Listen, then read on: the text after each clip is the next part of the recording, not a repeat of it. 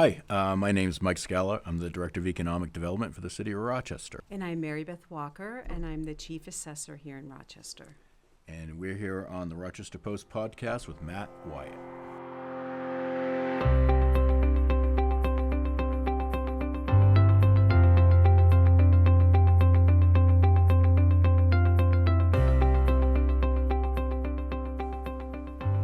Hey Mike, hi Mary Beth, how you doing today? Great. I'm already stumbling over my words because we got a big subject to talk about today, which is RSA 79E. So for anybody that has no idea what that is, Mike, can you give us just a little bit of the motivation for why we utilize something like that here in Rochester? Sure. 79E is an RSA established by the state that allows municipalities who adopt it to incentivize investment in their city or their town by freezing the assessed value of a project. And of course, if I don't get the nomenclature correct, Mary Beth will correct me. But yes, that's why she's here, actually. Yes, yeah. exactly. But it freezes the assessed value for a certain amount of time, depending on what they're actually doing in the project. There's parameters within the RSA that allows for a certain number of years. All this is approved by the council.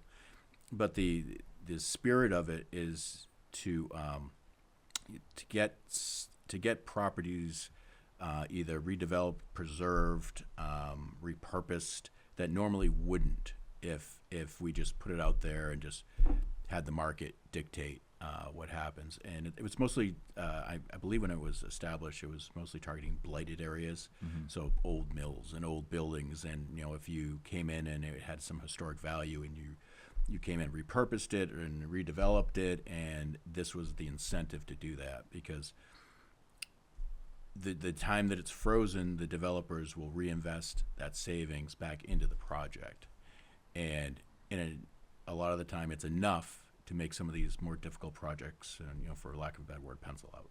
And actually when they do their performa, or they do their prospectus, they look at it, and that savings is enough to make the project possible. And I always fall back on the description of this. It falls under the but-for sort of analogy, that but for this project, this building wouldn't get redeveloped. This building would remain an eyesore. This building would be condemned or torn down. Is this these market failures, or why not just let the market take care of it then, or do they sit? A lot of the times, these buildings are on the market, and this is like that final little push that makes it palatable enough for these developers, because construction's expensive, repurposing is expensive, and a lot of the times, we've seen that if they couldn't get the return on the investment, it wasn't worth it. But this particular program, which is one of the very few we actually have in New Hampshire, to incentivize development, this works, and we've used it to great effect and great success within the city to get millions and millions of investment into the city and get a lot of buildings repurposed or replaced. So, Mary Beth, I want to just zoom out a lot more here and talk a little bit about assessed value. Can you just, for anybody that is learning about not just 79E, but just all of this universe here, can you just explain a little bit about what that means, assessed value on a property? Yes. So our assessed values should reflect during a revaluation year 100% of market value. So what properties are selling for is what your assessment, there's a range, of course, that a property would sell for. But in 2024, we did a revaluation, and we reset our assessed values based on the market. And as time goes on, the market is changing, and our assessments may or may not change. So sometimes we're not exactly at market value. But that's what your property record card shows, an assessment on it, and we believe that to be market value, or as close to market value as possible. Yeah. Mike, could you share some of the data or outcomes from recent 79E projects, like number of units created or buildings rehabbed or new businesses, occupancy rates, just to kind of illustrate the program's impact? Sure. The city's been doing this for a number of years. And originally there were a few takers, a few folks that took advantage of it. And since then we've had far greater use of this program. Currently we have 4 79Es that have run their course, that have gone the term. Of those 4, we've had 59 units that have either been protected, redeveloped, created. The 4 79Es brought in an estimated over $2 million in construction cost. And then and at the end, it translated to over $5.7 million in new assessed value after you freeze it for a certain amount of years. And then when the 79E expires and you go to full assessment in that tax year, just these 4, and these are relatively small 79Es, and we added $5.7 million to the rolls just by deferring for a number of years. So tell me about that process for a business or a developer. What does that look like, and who awards this? What does that look like for somebody that's looking for this kind of relief so they can redevelop something? Well, we have 790 was approved by the council as far as the actual implementation of it. They established a zone that the buildings within this area qualify, mostly centered around our downtown. Okay. If a developer comes in and they're interested in utilizing this, there's just a few qualifications they need, whether it's a minimum of $75,000 reinvestment in the property, or 15% of the 15% of the total. The assessed value. The assessed value, yeah. So 15% of the assessed value, or 75,000, would would qualify them to apply. There's no guarantees. There's no guarantees on years. There's no guarantees that the council will actually approve you. And then my department, we walk them through the process. We have an application. We have a checklist. It gets fairly detailed because the council wants to see what's the benefit, because above everything else, the public benefit is the main driver of this program. And so they have to prove that there will be a public benefit at the end, whether that's the creation of units, the rehabilitation of a decrepit building, the creation of commercial space for businesses, that sort of thing. Which ultimately expands the tax base following the reassessment once their term or their awarded time is over. Oh, yes. So Yes. what does that do for regular homeowners? Mary Beth can probably answer that. Yep. So when a 79E gets put into place, their assessed value at that time is frozen in place, and whether it's frozen for 5 years, 7 years, 9 years, or it could even be less, whatever the city council votes on as part of the program. The development happens, and at the end of that period, the market value is reestablished, and that market value is typically reestablished at a much higher amount because all of the redevelopment has happened. For example, we are talk about the Hanson Street project. That is to, according to the developer, be around $4 million in value after he's done with all of his work. So that will go back on the tax rolls as the increase. They still pay the amount that it's frozen at for the amount of years, but then it increases at the end of it.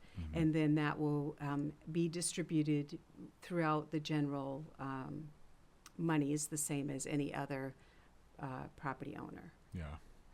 So some critics will call this program 79E a form of corporate welfare. We've heard that a few times at city council meetings, and they're basically arguing that the city is giving tax breaks to well-funded developers. How do you respond to that criticism? How do you answer to that? Well, I'll defer to Mary Beth on definitions between tax break, tax relief. Well, that is my next question: is what is a tax break versus tax relief? How do we clarify that a little bit? So over the last, so the program has been in place since 2006, and the city of Rochester has had it in place since 2015. And the way that I view it as an assessor is that it's a partnership between the city and the developer. Because what happens is you may have a property that has been sitting stagnant. It may be completely gutted out, or the roof might be falling in, or just nothing's going to happen to that property. It could be there for the next 5 years, 10 years, 15 years, 20 years. So keep that in mind, or it may have never been on the tax rolls at all because it was owned by a charitable organization or somebody tax exempt. And we're not collecting any taxes at that point. If that property stays as it is for the next 5, 10, 15, 20 years, there is no money coming in for taxes. And now we have a developer coming along that's willing to do a project. It's going to enhance the development of the downtown, the look of it. We're going to be able to drive through and feel proud of what's there. And at the same time, the developer has to get some type of reimbursement for his money. And he will at some point, but the property has to be built. And if he's paying taxes during that time, that can cause a hardship. If he goes for financing, he has to predict what is it going to cost to build, what is he paying for taxes, etc. This helps him to be incentivized to actually do that project. And it gives him a time, not a break in taxes, but relief from the growth in what he would have to pay in taxes. In order to make that investment. Exactly. Yeah. And then at the end of that, he's going to have his income coming in to be able to support that project. And eventually he'll get his money back for that project. We will be able to have full taxation on it. And this is a project that may never have been completed to start with. So that's where it's meant, the 79E is meant to enable a community to help development where there may not have been to start with. Mm-hmm. I want to go back to the beginning where we started to talk about some of the data and the outcomes from some of these projects. I want to get a little bit more detail on some of the success stories, basically, that have happened over the last few years, whether they're in progress or they've recently closed. But I just want to point people towards, which building, Well, looking quickly over the list, I believe we have, 12, and we just approved another one, 38 Hanson, so 13. Of those 13 that have been approved by council, 4 have already closed out, like I mentioned, adding $5.7 million to the tax base. Of the remaining 10, we have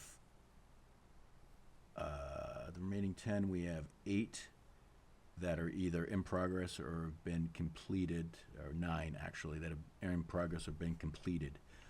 The only one currently under construction is the 95 South Hotel, which was a unique use of 79E. Usually these are multi-use buildings. These are commercial/residential because it's mostly in our downtown, which is most of our buildings are multi-use buildings.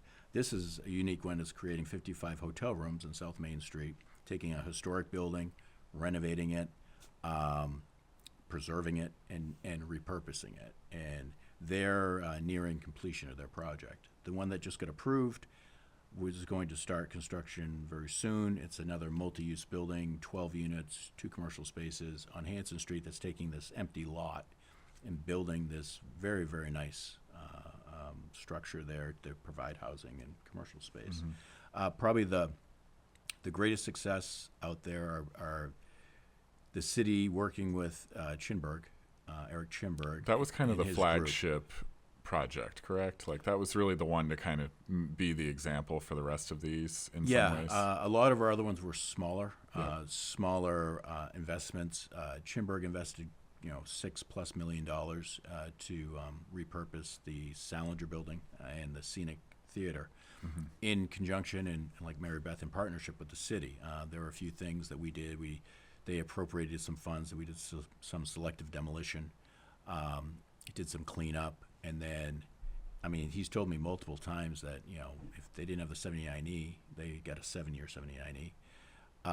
he wouldn't have been able to do the project just because it required so much. I mean, you had two buildings that essentially should have been torn down. Yeah. And so as opposed to having, gaps in our main street, gaps in our downtown, we have two renovated buildings, two new businesses, the Scenic Lounge and the Refillery, plus 50 new units because he built on the back. That was our first substantial success.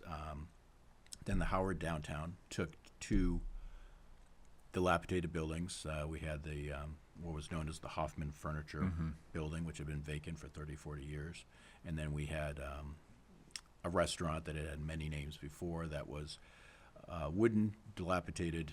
Leaning. It was like leaning It was leaning to the yeah. left a little bit. Yeah, Yeah. just a bit. So they were able to remove those buildings, do some infill, replace them with 45 units of higher end market rate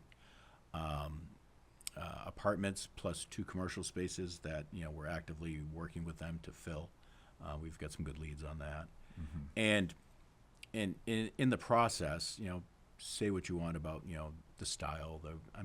It does retain some of the Art Deco that was kind of reflects back on the Hoffman building. It's part of the renovation, the rejuvenation of your downtown, because you don't rejuvenate your businesses without having that kind of captive audience. We've created almost 200 new units downtown, which translates into 200 plus 300 people, new people. What does that mean for our businesses? What do these types of projects mean for the people that are right next door and running a business?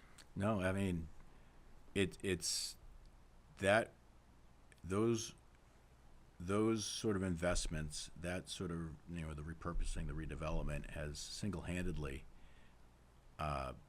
We used to have, if you had driven through town 5-6 years ago, you would have seen boarded up windows. You would have seen many, many empty storefronts.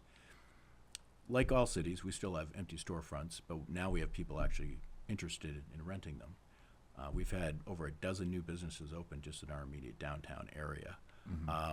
One Wakefield Street, which is currently has the RPAC, or the Opera House has a presence there, and there's a barber shop, Natasha's and all that. restaurant, yeah. This is the first time they've ever been fully rented out as Yeah. far from a commercial space. They've always been rented out from a residential. Is 21 units there, and they've always been 100%. Now all their commercial is filled.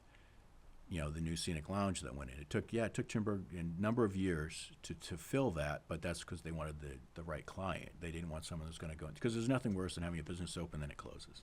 So they wanted someone solid. You don't want the space to seem cursed, Exactly. like And one of the ones that kind of flies under the radar was Norm Vetter's project, the old what's it, First National Savings Bank on South Main Street. on yeah. South Main Street. Yep. It currently holds Cinco's Cantina, which is their most successful restaurant in their chain. This is their third one. It's constantly busy. It has 5 great units above it, and it saved an old bank, and it's Well, a beautiful building that had been It vacant is. for many years, and for all those years too. When you got to that part of South Main Street, there was plenty of parking available because there just wasn't that much going on. But Exactly. I definitely notice it now, where people are crossing that street all the time, and all the parking spaces are taken on the street. yes, which has led us to need to do some other things, but we'll have Yeah. another podcast. That's another podcast another altogether. Yeah. But yeah, we've seen this used to tremendous success. Between that, we've had a number of different smaller investments. 77 North Main, which created 6 units. Norm created 5. The Ainsley Building created 4. So all in all, it's just we have very little that we can work with in the city. The state doesn't allow us to give tax breaks. We can't just say, hey, come here and you don't pay taxes for 10 years. Right. It's not like you're lowering people's taxes. That No. would be a tax break. Like, you pay this amount, you pay 100, but now during this project you'll only pay 20, and that's not really what's happening. No, we're not allowed to do that. You're No. just frozen at what they're currently paying. Yeah. So, So we work within what we're given. Yeah. And this particular program is the one we've used to best effect. And we still get inquiries on it, and people say, and a lot of times it doesn't work for everybody, because a lot of times if you're investing say you're investing the 75,000, but it doesn't really affect your assessed value. It's really not even worth it. But the larger projects, it's definitely worth it, because Yeah. when the Howard comes off, they got 7 years. Or when Chimberg comes off, he got 7 years, and he's in there. I think he's in his 4th or 5th year now. I'm not sure, Mary Beth, but he's only got a few years left. Yeah. What's it say? 29. Yeah. 29 they come off. So, and that subsequent tax year, you're going to have a building that's currently, I don't even know what it's assessed at now, but it's far less than what it's worth. But you're going to dump an extra $5, $6, $7 Because it was a million. multi-million-dollar investment. So you Yes. imagine once their 79E has expired and the building is reassessed, that's good for average homeowners, because if it's money to not be raised by taxes again if in the next budget cycle. Yeah, and that's the thing that I think people need to wrap their head around, is that you don't lower taxes or keep taxes stable by cutting a dump truck from DPW. I mean, those are all That's peanuts comparative. peanuts. Yeah. You keep it stable by expanding the base, by the more assessed value you get into your pool. And certainly, correct me if I'm wrong here, Mary Beth, and she's the expert on this. So I'm just a layman, but I've always gone on the assumption that the job of my department is to protect and increase the tax base. Any development we do, anything we try to do, the main focus is getting more investment into the communities, that when the assessed value comes online, it helps diffuse the burden, because it costs a lot of money to run a city, to provide services. And so anything we can bring in that's not taxing on our services is just a plus, and it helps kind of keep those things stable. Well, and I want to kind of end it here by going back to some of the criticism, actually, because one thing that I hear consistently in relation to 79E and rehabilitation of these blighted buildings is let the market decide what happens to it. And in your opinion, both of you, I'm just curious, to end this, I just wonder, like we mentioned the Scenic Theater and the old Hoffman Furniture building that were vacant for years and years and years. Had they not been awarded a 79E and they were able to get those incentivize those developers to come in, what do you think? I mean, it's hypothetical, but what do you think would be happening with those buildings? Has the market improved enough that maybe they would have been purchased and transformed on their own, or? Well, from what I've seen in my experience, if you are looking for a property that is on the market and somebody knows that it needs to have that kind of improvement, they're going to have special financing to do that, because the bank's not going to just loan money unless you've got a plan in mind to improve it and bring it up to what the worth is or what the worth will be out on the open market for just anybody to purchase. Most developers, they specialize in what they're doing. Most buyers are going to buy based on what their future income is on that property. If the property is already blighted or the property needs significant repairs to it, it's going to be more difficult for them to have ready income coming in. So your normal everyday person who might be investing is not going to be buying that type of property. You need a developer who specializes in those projects. Awesome. Yeah, Mike, where do you think the Scenic Theater would be today? It was, believe me, I was there. I walked through that numerous times, and it would be a parking lot, because eventually it was going to have to be condemned because it was dangerous. The walls were leaning in. It was a big brick building that wasn't very stable. So that probably would have been condemned and demolished by now. So that wouldn't have eventually been purchased on the market and transformed. It had been around for was 100 years. It was more likely that yeah. it probably would have fallen in, basically. Yeah, and a lot of this, the 79E also incentivizes, developers of that have the ability to do these larger projects, because, if you get in there and you have, someone that, maybe is not well capitalized, and they just, slap some paint up and put an open sign up or whatever, that's not truly beneficial to your community. When you have outside money coming in, that's what you want. And yeah, it's a great program, and it's really worked. I mean, we've got tens of millions of dollars, 30 Yeah. plus $1 million in investment that probably wouldn't have come into the city if we didn't have this program. Do you think there's any ancillary investment that has come from maybe some of the success of some of these projects? Oh, absolutely. Absolutely. Because And those aren't necessarily more 79E projects. Those No. are just, okay, I see that things are changing and improving, so I better step up my game with my store or my restaurant. yeah, I mean, I've seen it in the businesses that have come in, the calls that I get about people interested in, saying we hear Rochester's doing really well.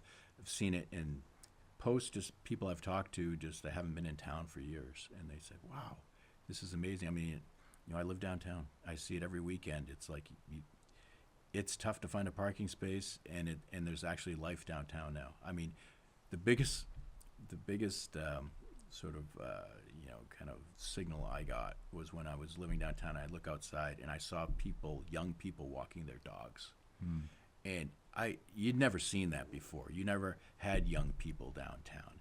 Now Chimberg is dog friendly, and so they you see people walking their dogs. You see them going off in the morning to have breakfast with their parents, things like that. And that's what you need. We need youth, for one thing, because your city can't survive without an influx of youth, young families, young professionals, because that's what keeps it going as us old people, kind of filter out. Speak for yourself. Yes. Right, Mary Beth? Yeah, I'm talking Yes. about Jeez. me. Yeah.